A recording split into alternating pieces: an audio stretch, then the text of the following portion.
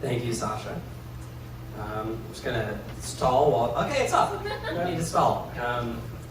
Hey guys, yeah, so Sasha was right. I'm gonna talk about federation, and specifically I'm gonna tell a story today about how we at Apollo migrated our own infrastructure from schema stitching to federation. So it's a little bit meta, bear with me.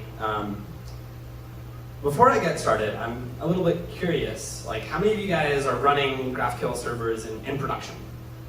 And how many of those are distributed? There are multiple servers that are, maybe there's a stitching gateway. Okay, cool, and how many of those use federation? Sweet, 2, all right, awesome.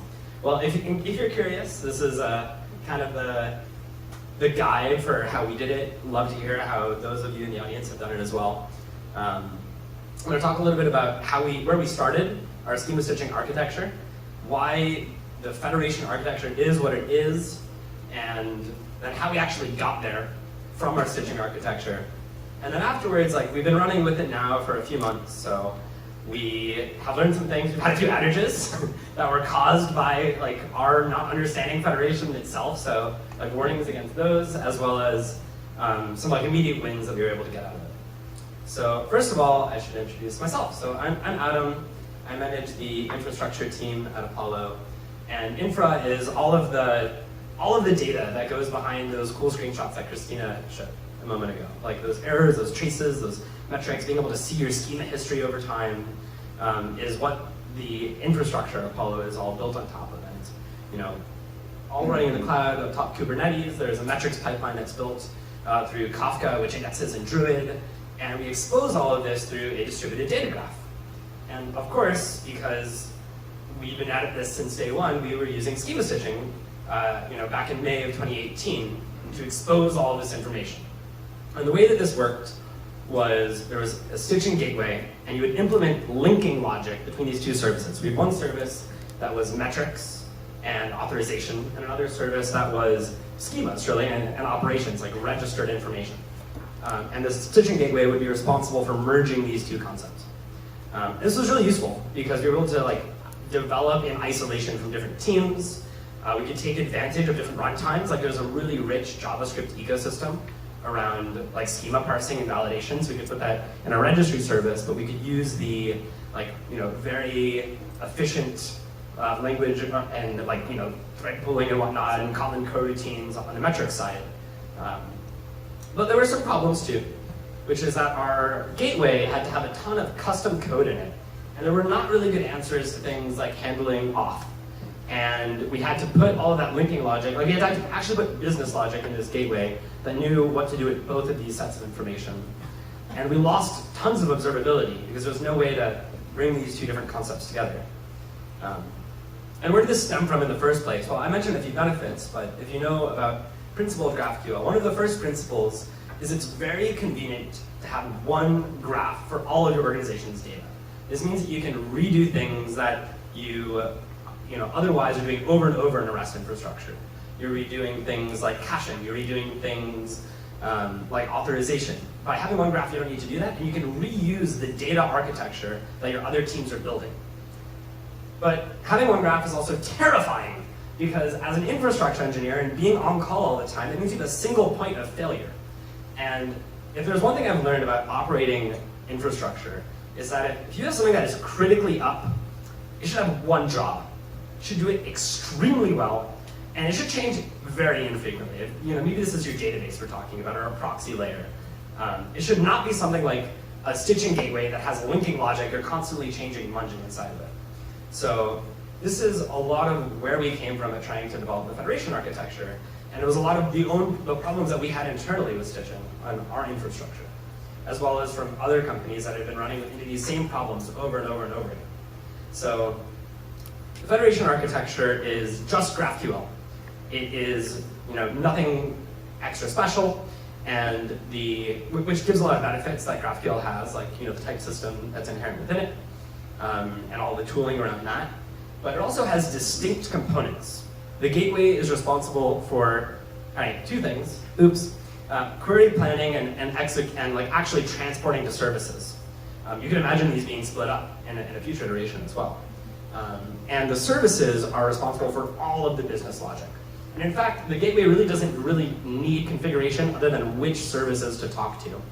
And the way that it gets that configuration, because that's not on it shouldn't be updated with new configuration constantly as you're changing your service layer. That should be up to something outside of it, a Graph Manager, that can inject information into it so that you can have external control into your gateway and change it over time. So that's the basic model. I'm going to talk about those different pieces. But first of all, I'm going to talk about like, okay, that's cool, that all sounds good, gives us some benefits that we had.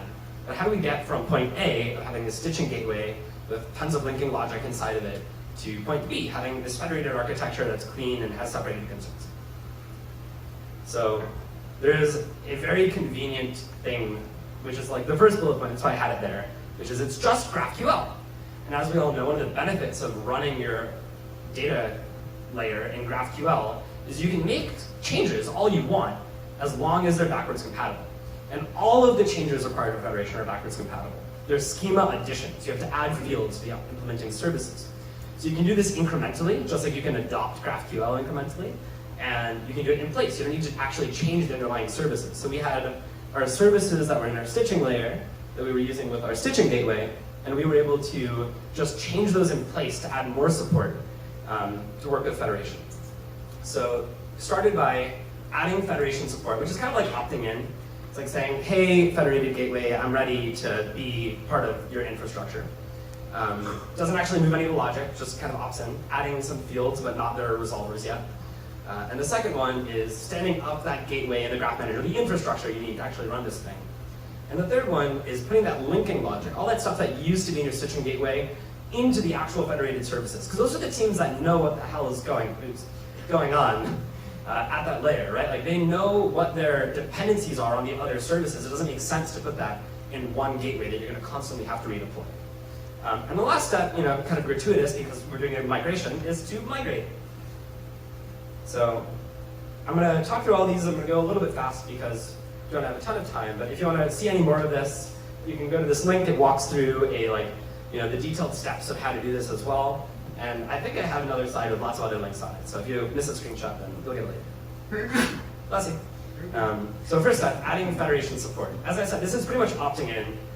What this looks like, so we had two different service languages that we use at Apollo. We use Kotlin, like I said, for all of our metric C, auth C stuff. And then we use TypeScript for all of our schemas and GraphQL stuff. And in Kotlin, this was literally one line. We're just like, hey, transform my schema with federation. And in TypeScript, this was a few more lines with like some expansions, but like same idea. You're basically just saying, hey, I'm ready for federation. And there are packages that support all of this mechanisms for opting in. Now we're not talking about the logic yet, but they're also supported in these packages for a ton of different languages. On that link I mentioned before, there are like links out to the actual packages too. So cool. The second step one was easy, is standing up the actual infrastructure. So there are two pieces of infrastructure. One of them is the actual gateway, the thing that's responsible for talking to the underlying services. And the third one is the Graph Manager, the one that tells the gateway which services to talk to, how to talk to them, gives that configuration in a dynamic way. And I'm going to talk through each of these. We'll start with the gateway. And conveniently, the gateway is very thin. It doesn't need any configuration because it's going to get it all from the Graph Manager. So literally just an empty constructor, passing it into Apollo server in this case. Whatever plugins you want at the graph level, whether you want caching plugins or you want error plugins, like Christina was talking about before, you can dump those in there as well. And then you listen on a server. Gateway, it's done. And in fact, one thing I'll say again later is I even recommend running this in literally the same node process as your stitching gateway.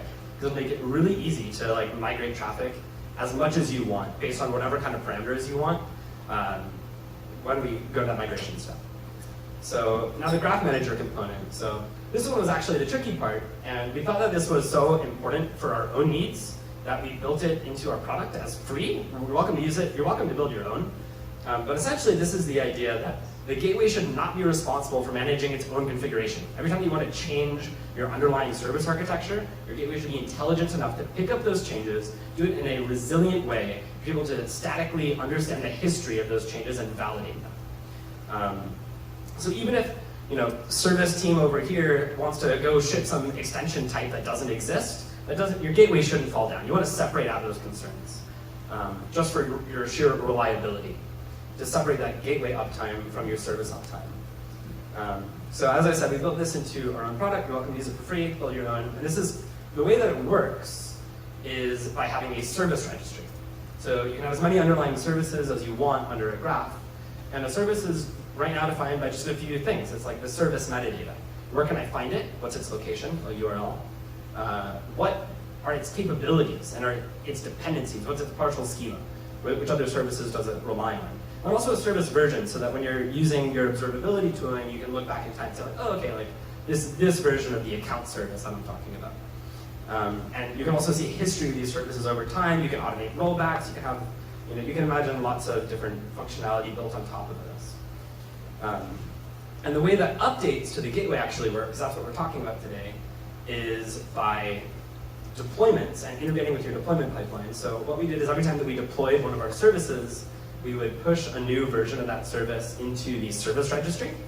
And then this would then do an extra check just for safety, because we wanted to separate out the uptime to say, like, okay, that's cool, I'm happy that you pushed that, thanks for letting me know.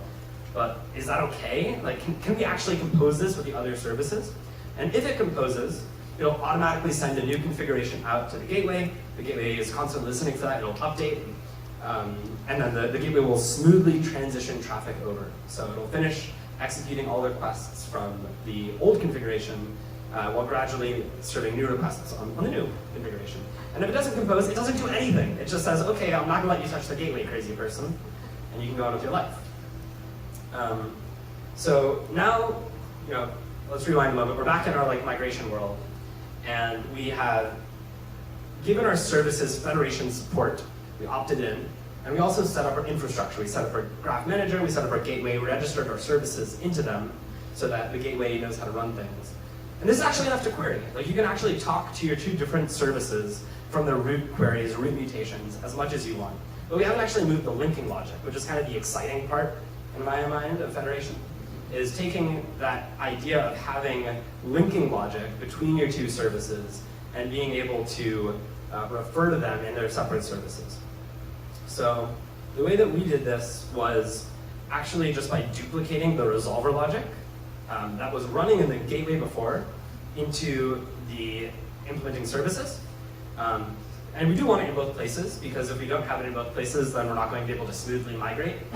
And then we have to remove any kind of vestigial SDL from the stitching gateway, because the stitching gateway was defining extra schema, and now our underlying services define that schema, so we don't need the gateway to do that.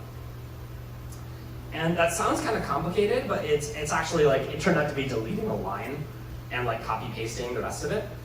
Because your resolvers don't need to change at all. What we found is that the parents were still the same. Maybe your data sources need to be configured in different ways if you're using different languages, but the logic was exactly the same. The only thing that was different was that by declaring your dependencies, you're no longer doing this at this kind of runtime resolver level of declaring a fragment. Instead, you're doing it within the actual schema itself, which is why you get to remove that extra bit of schema logic from your stitching gateway. And there's an example repo that we went through to do this before we tried it out on our actual infrastructure. So if you want to see that there, you can go to that link as well. So cool, now we have a federated gateway, we have a graph manager that pushes configuration into it. We've added our linking logic down to our underlying services. The next step is just migrate traffic.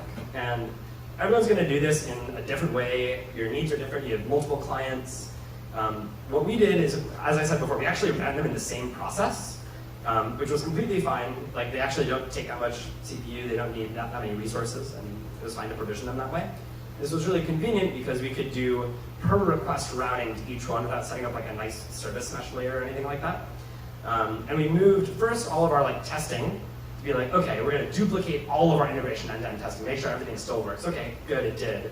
And then we moved some guinea pigs, all of us internally would beta test the product, and we'd be sent to the federated gateway, but our normal users would be sent to stitching. And then by actual clients, sending over all of the internal clients first, because who cares if the admin app is broken, and then the actual real clients. Danielle's laughing because she built the admin app. So cool, what comes next? Now we have our migrated layer, we can finally clean up that stitching code base that was, had a ton of extra stuff in it. We had, not only did we have extra code in our stitching gateway that was scary because we were constantly deploying that thing and changing that code, and if that thing goes down, everything goes down. We also added random stuff to our schema so that we could even have the linking logic in the first place. So that was great. We got to delete these vestigial fields that were in our schema and make that nice and clean and pretty. And we could take a deep sigh of relief that our gateway was much, much, much thinner. And off the bat, along with improving our code base and feeling a bit more sane about kind of the state of the world, we got some improvements over things we didn't have before. We got federated tracing. So you can see every single request that's coming in, which underlying services it's hitting in its query plan, and how much time it's taking at each step of the way. You can correspond the errors that you are seeing as well with the services that they came from, or the service boundaries. Additionally, you can have customized transports to share context. This just answered the auth question from before. Before we in fact referred to our auth solution before as cookie thievery, which was a scary thing to call your auth. And now we didn't need to do that. We could actually have this normal way of sharing context, not just between resolvers, but between services. And you do this just by extending a data source, making a GraphQL data source, and passing whatever context you need. You can do it however you want. We just do it with headers. We also got this I've said this a lot, and I care a lot about this because I care a lot about our reliability and the burden of on-call, but we got a much more focused gateway layer where we were able to have a constructor that had absolutely no configuration in it and remove 1,200 lines, I kid you not, 1,200 lines of just configuring the gateway and adding linking logic and, actually not even including linking logic, just the actual configuration of this gateway. So just much cleaner, much smaller, easier to reason about with simple answers for common problems. And we also got the idea of static validation. So you could understand, even as you're developing an individual service, maybe you're not developing the gateway because you just kind of leave that thing, treat it as infrastructure and go.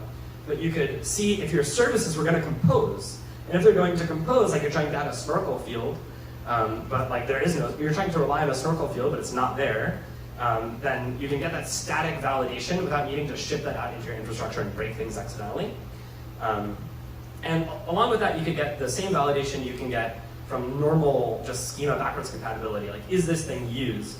By saying, okay, now let's say snorkel was there, so it does compose. You can see that it's valid among the 142 operations over the last 7 days. So that was very convenient. We could now run all of that in all of our PRs, make sure that all of our services are compatible with each other, aren't making backwards incompatible changes. Those are all great improvements. But we also learned a few things. Primarily, we learned that you should really treat your gateway as infrastructure. You shouldn't be changing it. And part of that infrastructure is the query planning mechanism. That those foreign keys that you have between these services, whether they're keys or acquires or whatever they might be, you need to think carefully when you modify them. Because as you modify them, the gateway's execution to the underlying services changes.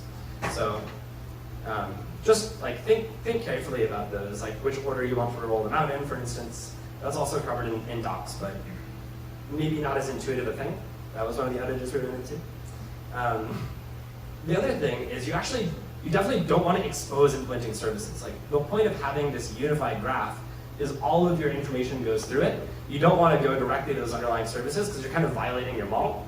And the last thing is that having this graph management layer be separate from your gateway is fantastic for runtime reliability, but it's not good for local development and testing. For that, you really want to just use a static service list. And we did this pretty simply saying oh, if you're in the cloud, use no configuration, and if you're not in the cloud, use a service list. And this way we can run tests, we can run locally, without needing to think about how this was communicating with the cloud or any other kind of graph management solution you might have. And that's it, that's how we did it, that's what we learned. Thank you guys for listening, appreciate it.